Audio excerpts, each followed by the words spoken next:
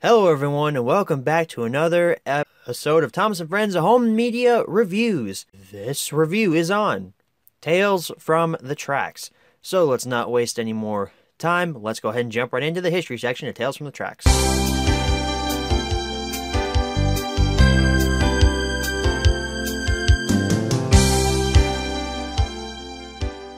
So Tales from the Tracks is one of those releases that has an extremely brief history.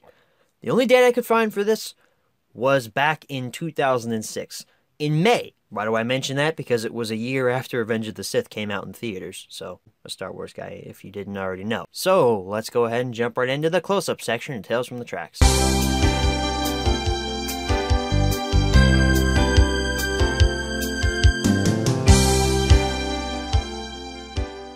Alrighty, everyone. Here's your close-up look at Tales from the Tracks. This is our original 2006 printing. We only have one copy to look at here, but hey, it's a DVD, so menu tour and all that good stuff. So anyway, let's go ahead and take a look at it. There's a nice cover here with Thomas and Henry on the front there. You got Tales from the Tracks up on the top. A little track thing going through it. That's clever. And some banners and all that. Overall, it's a nice cover. On the side here, we have Cartoon Thomas. Still has not left us. Scroll on down here. Hit Entertainment with the DVD logo. And on the back we have Making Tracks to Great Destinations. And then as I mentioned in the Track Stars HMR, they have this little white label over the bar code because I bought this in that same box set with Track Stars and Comrade rails. So if you want to hear about that, go back and watch Track Stars because I'm not going to explain it here. On the back we have our blurb, we have some snapshots. I don't know what episode that's from because I don't really know a lot of the episodes from the newer era because I haven't seen them all.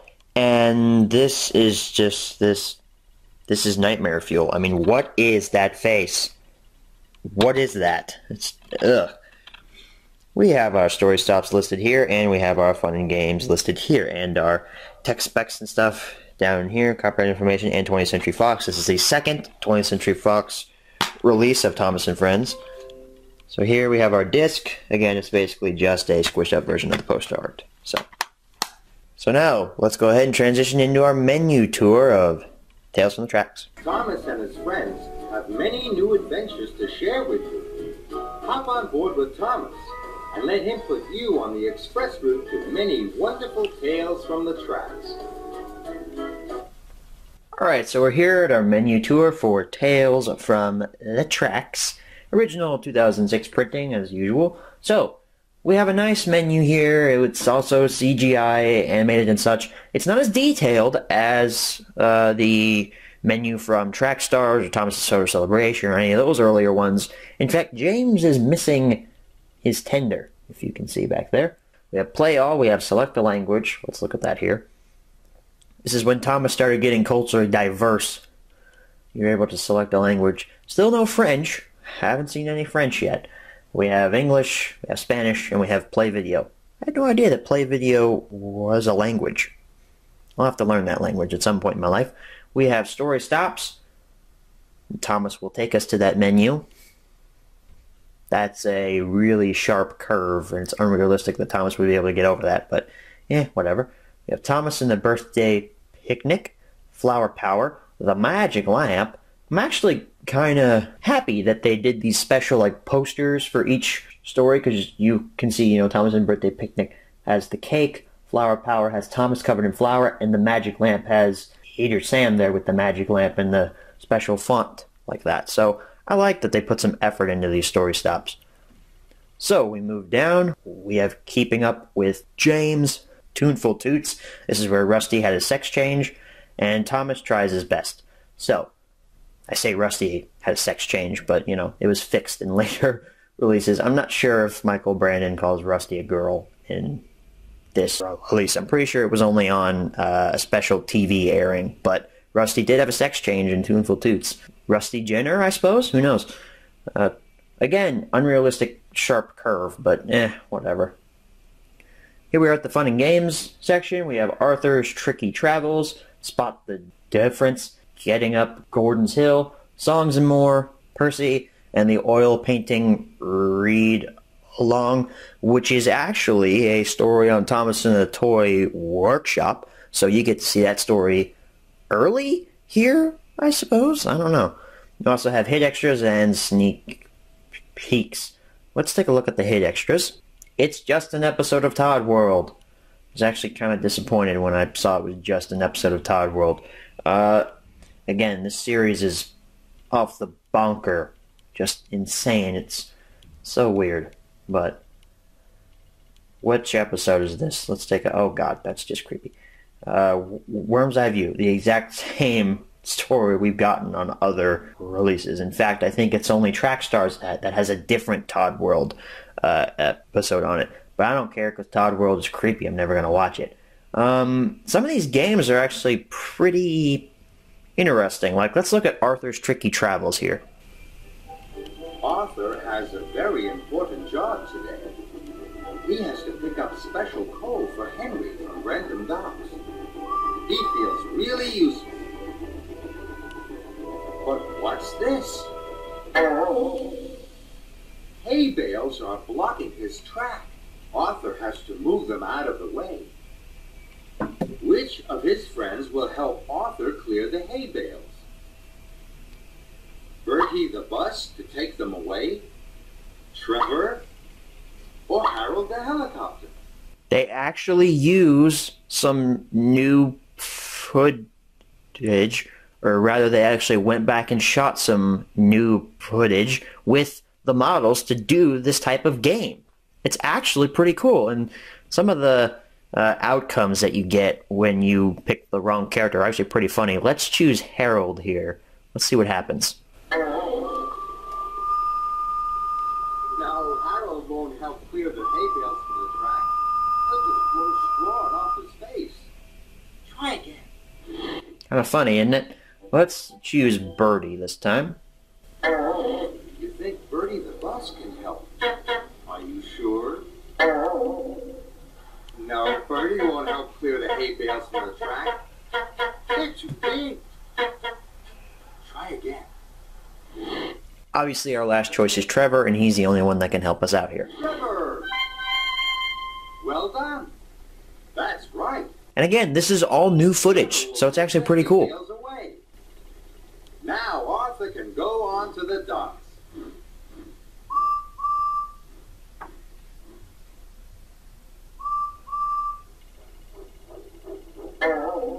But now there's a big boulder blocking his track. Arthur needs help. Which of these... That's kind of weird that a giant boulder would just randomly be on the track, but whatever. Some jars of jelly? Or Harold? Let's choose Cable Drums. Do you think the cable drums can help? Yes. Sure. No, cable won't clear the boulder. It will just tie it up. Try again. Do you think the jars of jelly can help? Are you sure? No, jars of jelly won't clear the boulder. They'll just make it sticky. Try again. Obviously, our last option is Harold, and he's the one that's going to work. Harold! That's right! Jeez, he's huge! Harold is strong enough to airlift the boulder off the track. Well done. So that's a pretty interesting game. It's only 2 options that you can do, or it's only 2 little challenges that you can get through, but it's actually cool that they went and shot new model footage for that game. I think it's the same with Spot the Difference and Getting Up Gordon's Hill. Let's do Getting Up Gordon's Hill before we head on back here. Today, Gordon, Percy, and Toby all have to go over Gordon's Hill.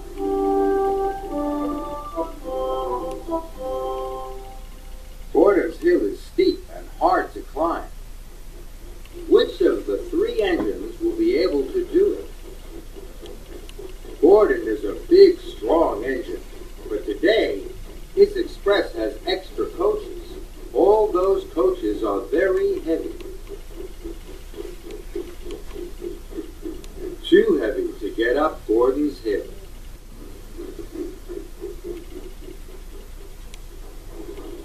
comes Percy. He shunts freight cars all the time. But today, his freight cars are full of slate. And all those slate cars are very heavy.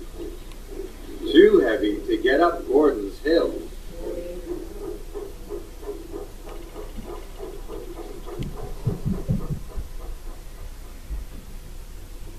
Here comes Toby. Toby is only a small steam tramp, but he's not pulling any coaches or shunting any freight cars. Will Toby be able to go over Gordon's Hill?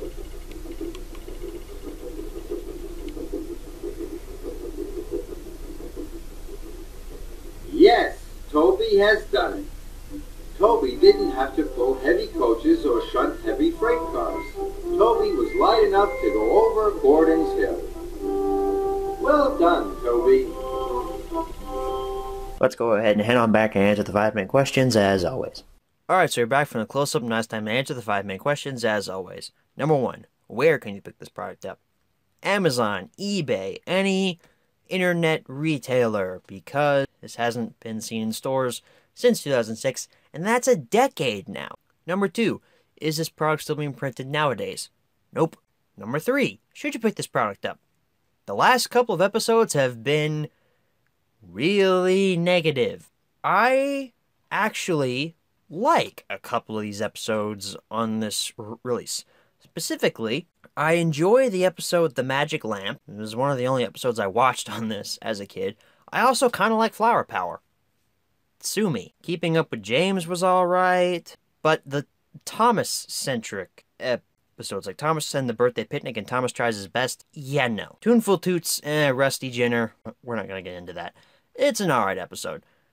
But to be honest, there's more here that I like, honestly. It's not horrid. It's not something like Track Stars, where I literally only like one episode on that release, and that's James Gets a New Coat. And also, the fun and games, like I mentioned in the close-up, they're actually really good.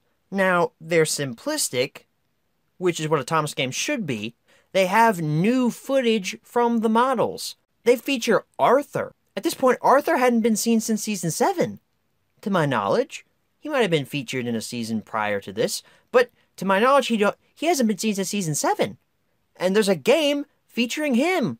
There's also new model footage with the engines trying to get up Gordon's Hill, and another game that we didn't look at in the close-up, but that features model segments as well. I'm honestly gonna have to give this a green arrow. Yeah, track this down. If you like the episodes on it, of course. Or if you want those fun and games with that model footage. Number 4, where should you pick this product up? Same answer as number 1. Number 5, what price should you pay? I don't know if I mentioned this before, but this is the last Thomas VHS to be released in the US ever. I mentioned in the history section with Revenge of the Sith coming out in theaters the previous year, that didn't even get a VHS release. You can tell VHS was dying as a format here. I'm actually surprised Thomas on VHS lasted this long. I'm not sure how much longer it lasted in the UK or if it died earlier there.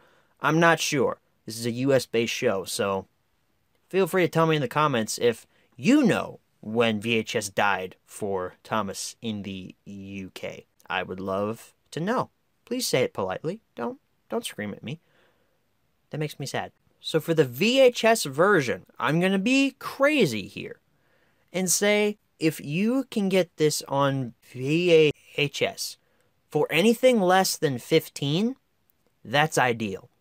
The maximum I would go to is around $20 if you really want to add this to your collection. For the DVD version, however, it's not all that rare. It pops up on eBay fairly often. $5 is what that thing is worth. If you really wanted it and you really listened to my recommendation and were inspired by it, don't know why you'd be inspired by me, but if you were inspired by it, then hey, go upwards of 10 for that. You do what you want. You do you, sister. I'm sorry if I just assumed anyone's genders. Feminists, stay out of my comment section. So that is the HMR on Tales from the Tracks. We will be back next week with On Site with Thomas. So I want to thank you all for watching, and as always, good night, everybody.